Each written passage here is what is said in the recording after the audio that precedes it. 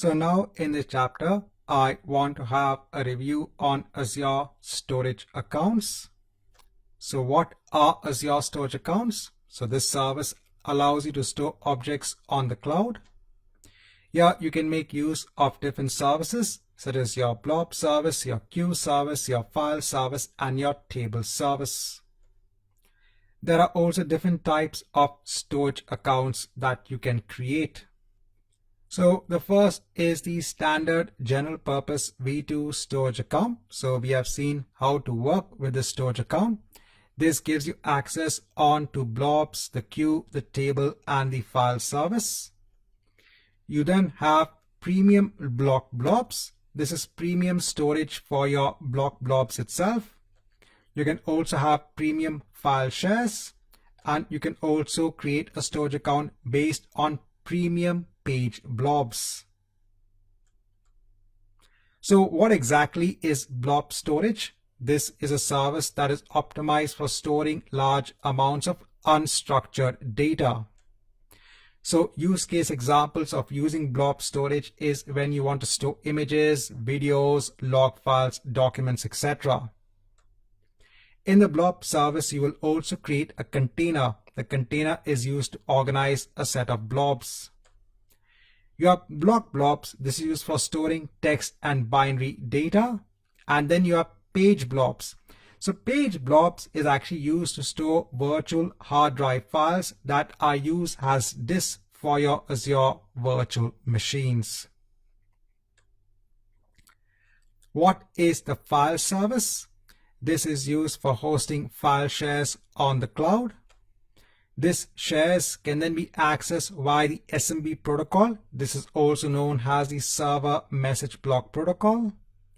You can then mount the file shares from Windows, Linux, and Mac OS clients. Then we have the Azure Queue Storage.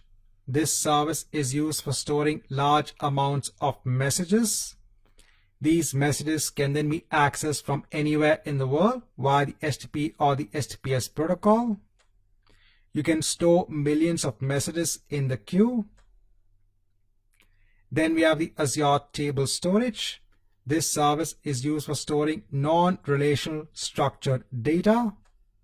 It's ideal for storing flexible data sets because it does not conform onto any sort of schema. In the table, you store an entity, which is a set of properties. A property is nothing but a name-value pair. We've also seen that when working with Azure Table Storage, when we were adding an entity which consisted of properties, there were two properties that we had to mention. One was the partition key. So the partition key is used to split your data across various partitions. And then we have the row key. The row key is used to identify an item within a partition. And then we looked at access tiers.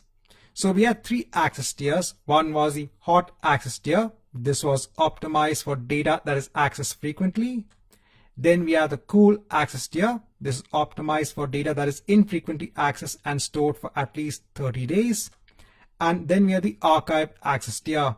This is optimized for storing data that is rarely accessed and stored for at least 180 days.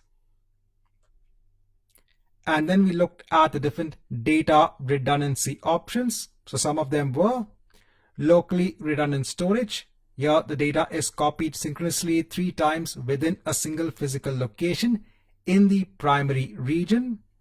Then we had zone redundant storage. This was the next level of redundancy. Your data is copied synchronously across 3 availability zones in the primary region. And when you're looking at protecting against disaster level failures, so such as the entire region going down, you can look at geo redundant storage. Here the data is also copied onto a physical location in a secondary region. And then a variation of that is geo zone redundant storage, wherein the data is copied in the primary region across 3 availability zones.